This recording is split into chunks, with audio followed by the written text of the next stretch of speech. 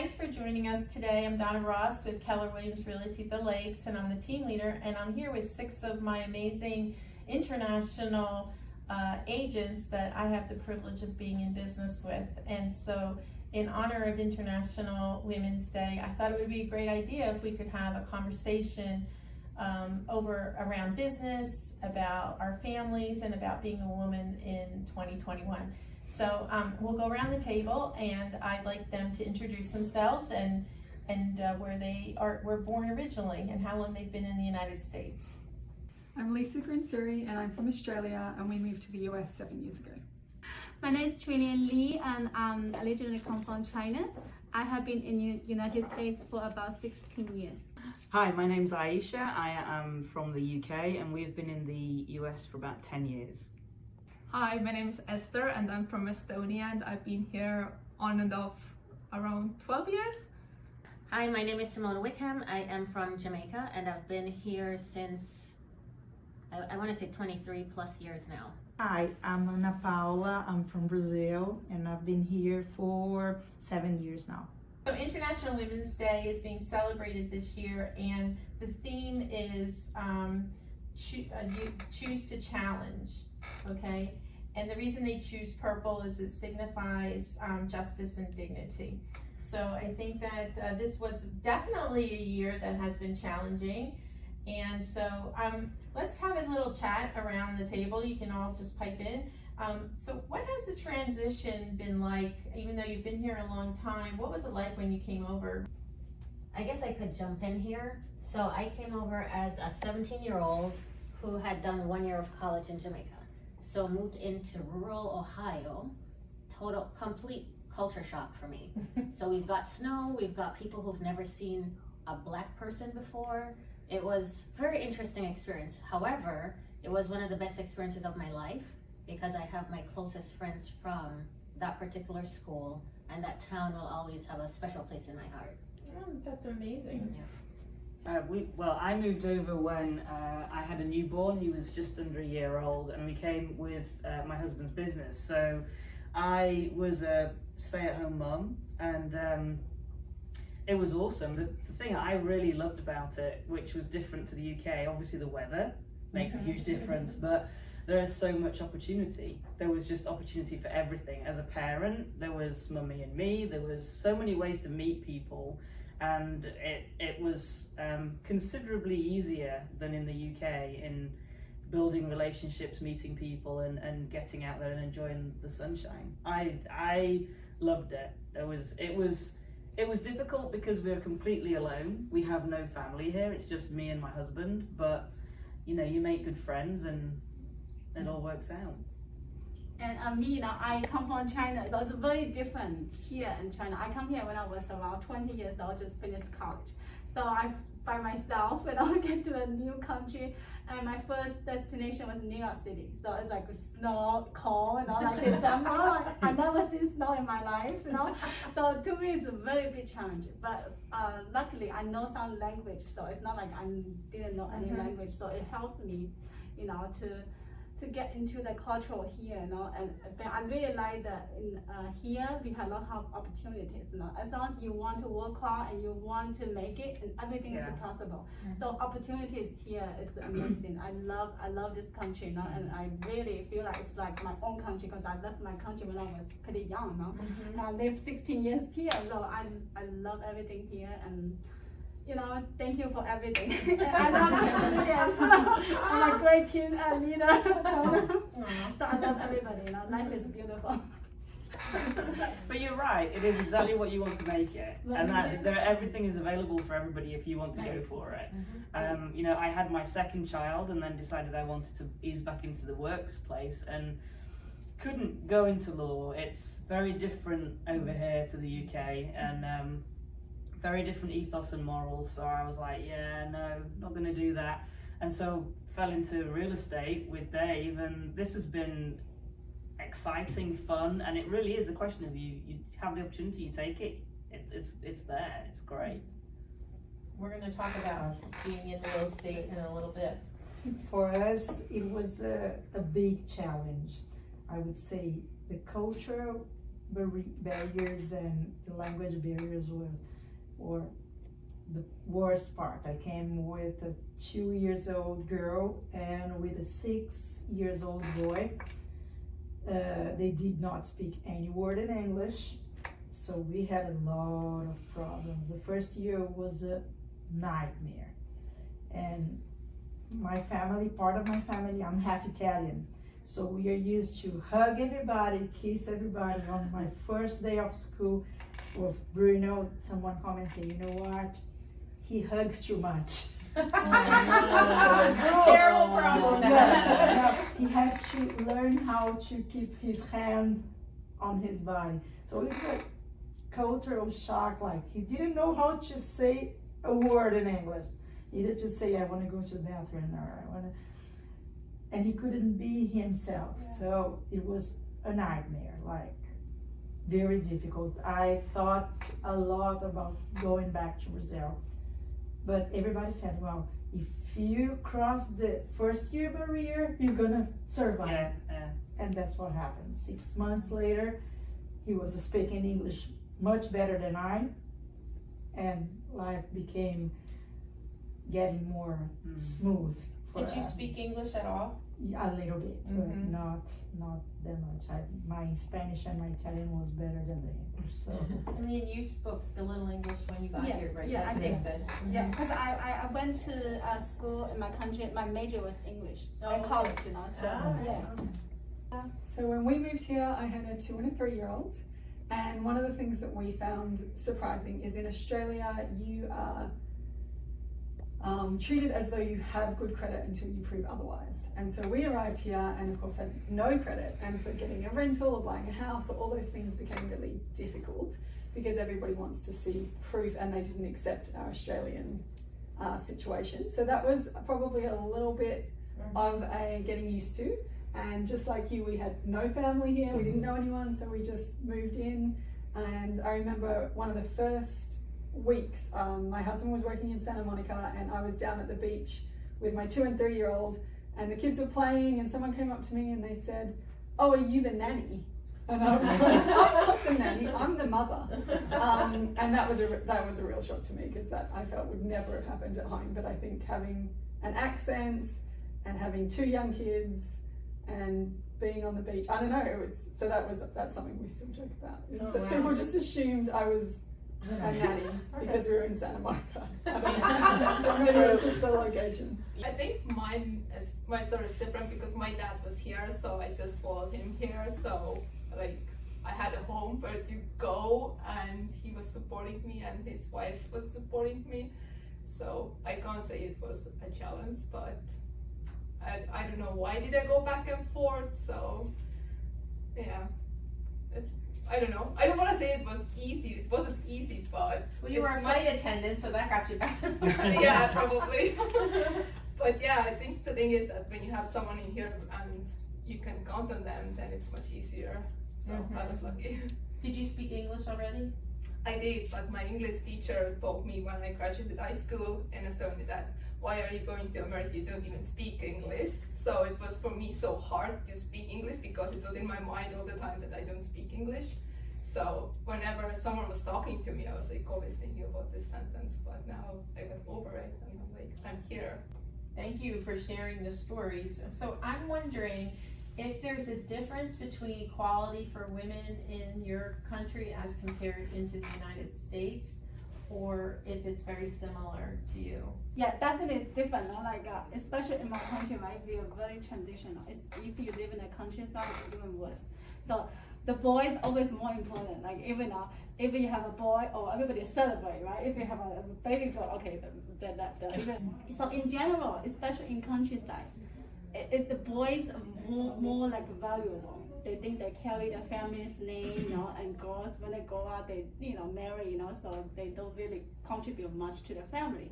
But nowadays it changed a lot, especially in the city. People start not to care that much. But like back then, and especially in countryside, they do. Even I remember my family, right? I'm the only girl, so if we only have one egg, for example, it's always safe for my brother. Like I can never have the egg. I only can have it when they don't like it. They didn't like it, okay, it's yours. But they always the So good thing. second. You always say for the boys first. You know? So even moms. Yeah. Yeah. So and we take it for we think it's normal because that's how we were treated. So everything we get a good we safe for our brother, you know, because they're a boy, you know, like. But now they are come here like it's totally different. So I have a follow-up question for you. You have a daughter and a son. Yes. So do you save one egg for your son? No, I love them both. I can just ask. I don't understand why people, you know, they care about boys more than girls. I mean, they are all your kids now. You should treat them equally, you know. Like, that's how I think. That's how it's supposed to be, right? It's very interesting because I was born in the UK, but my dad was from India, and so he was born in India 1940s, and I'm the eldest of 4. And they kept going till they got a boy because they really wanted a boy. So is that a little bit the same in Indian culture? Yeah, definitely in Indian culture, it's the boy. I mean, it's not quite so dramatic that the girls are kind of swept aside, but the boys are all yay, and the girls are all yay. This is good. But I never really understood it until I'd ask about family heirlooms, and they'd be like, "No, that's for your brother." Well, why? I'm the firstborn. Should be mine. No, he's the boy. And I'm like, and I think thinking about it and analysing it, I've gone through my whole life, probably without really knowing it, trying to prove that I am as good, if not better. So I excelled at school, I went and became a lawyer, I went into the Air Force, and he was very proud, but I'm still not a boy. But so that probably, that was my household. But in the UK in general, it was there were no barriers. It was just everyone had the same opportunity. It's whether or not how badly you wanted it. And I think there has been a growth in perception of women's role. I think everyone would agree. The role of a woman is more. I mean, I'm a mum, and so I was in the workplace and I was very successful. Then we had children and I stopped, and I kind of lost my identity, and I realized I needed it back, and that was to go back into the workplace. And I'm lucky enough to be here in America to be able to do that. What I would like to see all over the world is a transition for women's, for equality in terms of everybody has responsibility for making everything. Yeah, the whole household, the business world, everything. Everybody has that same. We're talking about opportunity, and I think the opportunity is there. I think it's some of the shackles, if I might, that go with it for women that make it more difficult for women to actually achieve it than it does for men. And I think that's just the holdover from history that we need to help people understand that that's not cool. Everybody should contribute the same. I think we haven't, in terms of the equality, I don't think it's an equality issue. I think we all have the same opportunities. I think it's the baggage that goes with it that allow us to actually make the most of those opportunities, if that makes sense. And I'd like to add to that, because if you look at certain circumstances, there are people sitting in higher positions that will not allow a woman to get into a certain role. So I've seen growing up where females don't hold the top positions in a hotel, for instance, because I'm coming from a hospitality background, even with my mom. So she could only go to number 3 and no higher in the hotel, because those 2 top positions are for men. And there are other positions in the hotel that in food and beverage are never held by a female. You can't be a director of food and beverage, you're a female. That's not okay. Even though you work hard and you strive to get to that position, it's not necessarily something that's going to be that easy. So I do believe that the opportunities are there, and if you work hard, you can get there, but with the right circumstance. And so yeah, and I totally agree with that, because when I went into the Air Force, there were, don't quote me on the numbers, disclaimer, but there's like 15 lawyers in the Air Force, the entire Royal Air Force. So to get in was a big achievement. And I remember going, and you have to declare if you have any medical issues, and I had a medical issue that prevented me from having children. And they went, great, can't have kids, fantastic, Come on in. let's go. Because I was not going to be taking maternity leave. I was not going to be going anywhere because I was going to have a baby. There was going to be no disruption to. I mean, it wasn't quite that dramatic, but it was an element. How about for you? I would say that I was born and raised not as strong feeling as in China, but Brazil is also a very conservative place. And when she was talking about this, I just pop up a memory from 40 years ago. I am the middle kid, 2 girls and a boy. Yes, they tried till they got my brother, and then they stopped. And this brother was on a plane crash, and he died when he was 27. When I got to the place where my father and my mother was, first impression, my father was crying as hell, and he said, "Who's gonna take care of you and your sister now when I'm gone?" So this was, I had chills. it was like I said, Dad, I will take care of myself, and Sylvia will take care of herself also. But it was part of the culture. And then I started working for construction companies. I was the only woman in a management position. And of course, it was customer relation. You cannot think about engineer, director, a woman. Customer relations okay, because you know, as a woman, you know how to deal with people. So we had bunch of meetings like this, and I was the only one. And all men's, financing, planning, sales, marketing, everybody men. Except for me, there was the annoying one that was always taking care of the clients, but it is super, you can touch the difference between being a man and a woman in Brazil. But I like that you brought a different perspective as to why your father felt the boy was so important to the family. Yeah, that's it. Who's gonna take care of you and your sister when I'm gone? And that's I wasn't expecting that because and that's such a sad perspective, because I think about that, with my brother, and I'm like, well, why does he have all that responsibility? I wouldn't want that responsibility. Right. Oh my God! So if we turn the tables and why should men have all that stress and burden? Well, I've been always working in an industry where it's like female orientated, because when you're a flight attendant, there's lots of females in there. So, but yeah, at the same time, in the higher positions, there were all the men. Were there female pilots? Yeah. Yes. Okay. And I even witnessed when there was passengers who offloaded themselves on the flight because their captain was female. Really? Yeah. If anything, Australia has gone the other way. It's swung so far into trying to be equality that women will often receive the higher position, even if they're not as well qualified, purely so a business can say, we have female management, we have female management. Yes, it looks good. And so my family's history, my dad and brothers-in-law, they all work as engineers, and they will often say that a female will win the job every time. If it's a male and a female going for the position, they're so desperate to have diversity that they'll hire it. And my husband works in IT, which is a predominantly male, and he will also say the same. He'll laugh with me and say, you should just go into IT, you get any job you want, because, and that's even here in the US, because they're so desperate to show that they're being How do you feel equal. about that though? And that's really sad. And then the women that get these roles, you've got all these men sitting back and saying, well, she got it because she's a female. Right. And I think it can be both ways. I think some of them, the female truly is the best candidate and she has worked her way up into that position.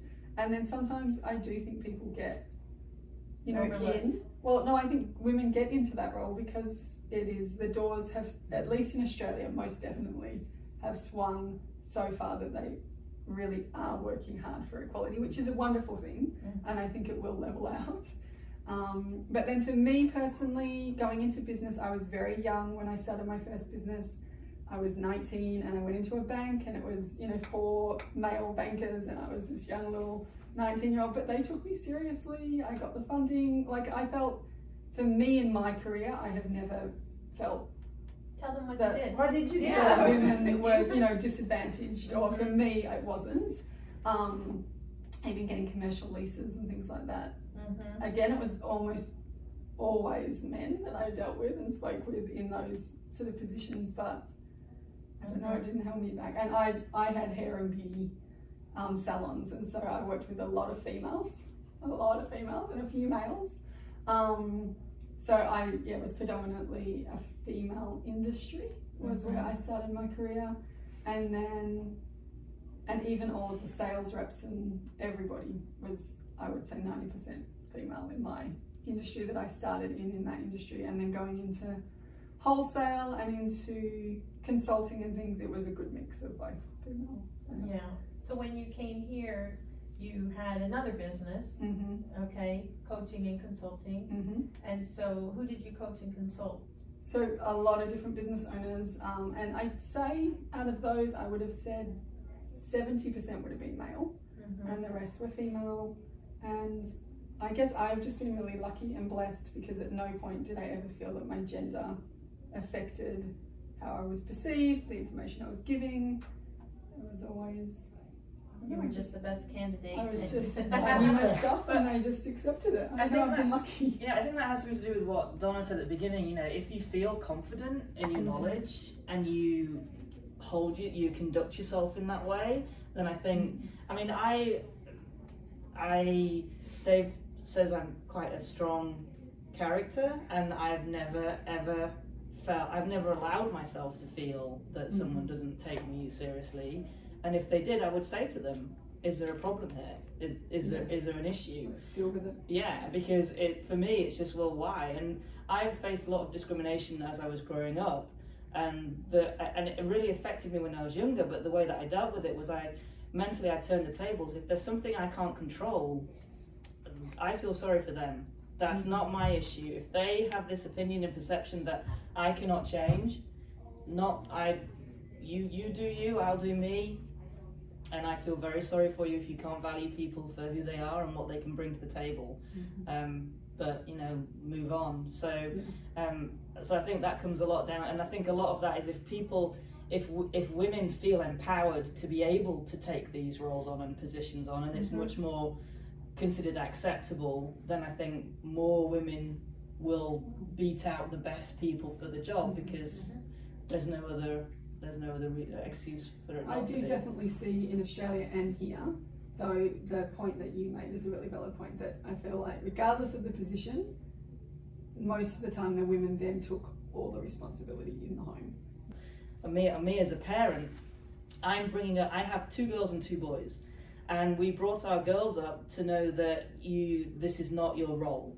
That your role is to do whatever you wish to do, as long as everybody does their part and everyone's looked after. You reach your full potential. The boys, this is your role. You muck in, you do everything. This is not mummy cooks everything and you eat it and leave it. No, you know how to cook. You know how to do the laundry. And I think for me, I'm trying to break that cycle. But I think that if more people recognize that there is that cycle and it needs to be broken, then I think that what you're saying is valid, that it'll take another 2 generations probably, or 2 decades for these things to really be ingrained as this is the way I grew up, so this is what we're doing. I also think a mindset's really important, because if you look at, we've heard a lot of talk about glass ceiling, and I think that's fantastic, but it also needs for women and girls to think, oh, I can do that. Oh, I could do that. And for them to actually think, okay, let's go for it. Because when I started off as a pharmaceutical rep, and my dad was like, are you sure you can do that? Because it was a male-dominated industry. And I'm like, yeah, I can do that. I just need to go out and talk to people, and that's fine. And so I think as long as we build the perception with our children that anybody can do anything they want to, I think then, and women, and we show them, women show them that doesn't matter if you want to do it, you work hard, no one's going to tell you no. So on that kind of leads to my next question that people have about women what would you like it, what would you change? Which perception? Like, what's one thing that you might wanna change? I think that business wise, I would like to say that a woman, a mother with kids can be a successful businesswoman. Mm-hmm. Okay. Yeah, I like that. Yeah, I can have 2 kids, I can have all the things and be successful in my career in a way or in the other way. Well, you know, it's one of those things where people sometimes see women as you can only do so much and no more. Mm-hmm. And you know, the potential is great. I pretty much could do anything I want, right? And I've achieved so much in my life, and I'm at that point where now everyone's going, oh, you can really do whatever it is that you want. So, you know, your cells are listening on your thoughts and all that. That bold law is telling me that if I change my mindset, then I'll start changing everyone else's mindset around me. Therefore, they'll see that anything is possible. So that's the one thing that I'd like to say is that people need to see that women can do whatever it is that they want, because I've pretty much done everything I've ever wanted.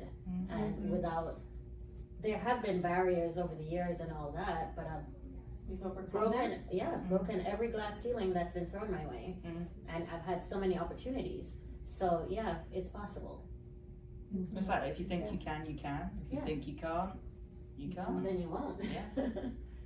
Say, you know, like, you know, I'm a single mom, right? So I raised my 2 kids since my baby was 7 months old all by myself, you know. So yeah, I think I still can be the one. And you Yeah, own 2 full-time businesses. mom, yeah, I own 2 businesses. I'm very independent, you know. I can Amazing. get things that I want in my life. I live in good neighborhood. I work hard, you know, so I just say women can be very powerful. You can be stronger than what you think, you know, or what other people think. I'm gonna tell a quick story. So Leanne came in, how I met her was she came to pay rent, Yeah. okay? And she said, oh, it's a real estate office, I just got my license, and I said, we have to talk, and so, and now she owns her own home in Celebration, right? Mm-hmm. Are you buying another one? Yeah. Yes, see? Oh wow, nice. Mhm. And how long has it been? The house, No, since you started with us, it's been over a year. just over a year, not renting anymore, lives in a house in Celebration and buying another property. That's awesome. If you had advice to give yourself when you were 70, what would it be? Oh, I would say I want myself to be happier version of me, you know, still looking good, doing my yoga, you know, being positive, you know, enjoy every little thing in your life. That's why I always be a happy person. Don't let any other negative stuff influence you, or, you know, to change the way you are, change who you are. So yeah, the great advice I give to myself for the next 25 years, be happy, be yourself, you know, enjoy healthy. everybody and healthy, that's important. Yeah, I agree with her 100%. My thing is, do what makes you happy. Because if it's something that doesn't serve your greater happiness, then it's not worth it. Yeah, So, do something else. exactly, exactly. Does anybody feel that they are trapped into doing things that don't make them happy and they don't know how to get out? Or how would you give advice for that? So it's a really interesting question, because when I'd had my children and I stopped work, I didn't know what was going to make me happy. I had no idea, but I knew I needed to do something to find me again. So my advice would be, just do it. If you can think it, give it a go, just do it. And if you don't like it, try something else. But don't overthink, just do it. Because I never dreamed 25 years ago that I would have 2 children and be a realtor. So in however many years time, when I'm 70, I can't even what Think about how old your kids will be. what am I going to be doing? I mean, as long as I'm healthy and happy, I don't know where life's going to take me. I mean, when we were in the Air Force, we moved all over, and we've lived in some fantastic countries. 15 years ago, if you told me I'd be living in America, I would have laughed at you. So it would be, just do it. Don't overthink it. If you think it, do it. If you don't like it, do something else. But I really agree with the happy part. It's just for me, I was like, I just know I need to do something. I went from being at home with the kids, I thought, what can I do? And I was like, well, I need something that works with the children. So I went and trained as a substitute teacher. So I went into schools, started working at the boys' school, and the head teacher came to me and said, would you like to do this full time? And I'm like, well, I don't have a teaching qualification. He went, doesn't matter, we want you. Started working as a teacher in the school. And I'm like, this is fantastic, you know? So you never know. You just don't know what's going to make you happy or where you're going to be. So if you can think it, just do it. That would be. I think women seem to be taking a little bit more seriously self-care time, being happy, taking care of yourself. But I talk to, a lot of agents every single day, and a lot of them don't really know, like you said, what really makes them happy. Mm-hmm. I'm wondering how we could help them have that conversation, because really, to me, we're going to talk about leadership in the end, and leadership is like, it's listening, but it's also asking great questions. So, what kind of questions would you ask to probe somebody to find out, well, if you're not happy, if you feel stuck, what advice would you give, The biggest questions for me were, what would I feel comfortable realistically doing? I don't mean comfortable as in doing it. I mean, what would keep me happy with the priorities that I had and the priorities of my boys? So I could have gone back into law, but I'd never have seen the children. And I loved being a lawyer. I absolutely adored it.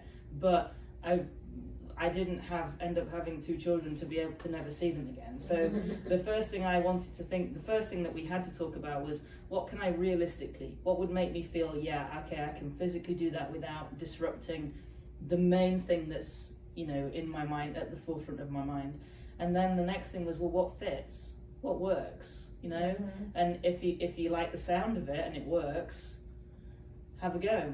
Yeah. But also what doesn't work. Yeah. Because that's the piece, is that if there's something in there that is causing that depression or causing that angst, Yeah. then you need to remove it. Yeah. So how, the question is really, what is causing you to be unhappy? So you're all ladies of real estate, and the business is really a business of equality, because everybody has the same exact chance when they start. And why do you think some make it and some don't? Or what makes one person more successful in real estate than another? It's all about mindset, to be completely honest, and putting in the work. Yeah, the willpower.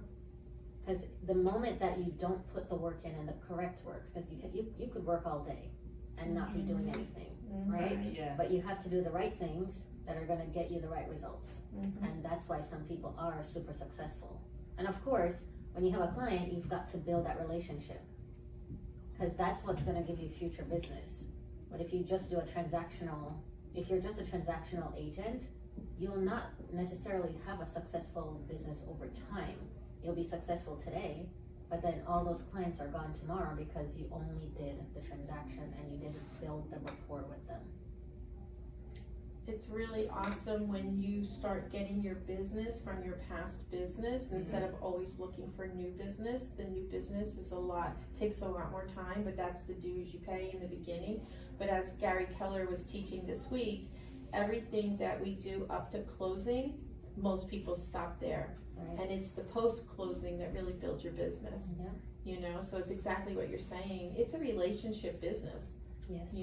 And people that have been doing it 2 and 3 years that do that post-closing on everyone, and what I mean is, you're staying in touch 36 times a year.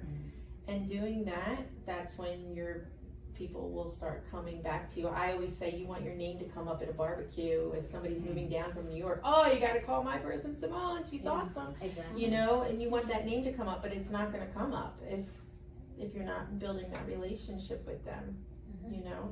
A lot of people, the National Association of Realtors says that 80%, 85% of all transactions, they say, we loved our realtor, we'd use them again. But when they go to use them again, they can't remember who they are. That's an opportunity. I think they said it takes 21 days to forget the realtor's name. So 21 days. 21 days. So then, you know what you need to do? Send them something for 21 days in a row. Exactly. And then I would just say, what's your final word before we go? The sky's the limit. There you go. Yeah, that's it. Do you feel empowered? Yeah, Okay. absolutely. Be positive. Be Be positive. positive. Everything's gonna be passionate. alright. Be strong. Be Be strong. strong. That's Mine is just do it. Just do Just it. do it. Be consistent. There we go. I'm gonna You take should write the that. word bold. Just Yeah, caps, bold. Mhm. So you all know, bold, the business objective, a life by design. The business objective, a life by design. So you're designing your life, okay? Think of always that. Every time you do something, you're designing the life that you want. Because when we know what we want in our life, then we can go and get it. But if we don't know what we want, what are we working for? Yeah. You know, and I've just been listening to a podcast with Gary Keller, and he says, people who don't know what they're gonna do with their money will never make the money. Yeah. You know, so what are you gonna do with it?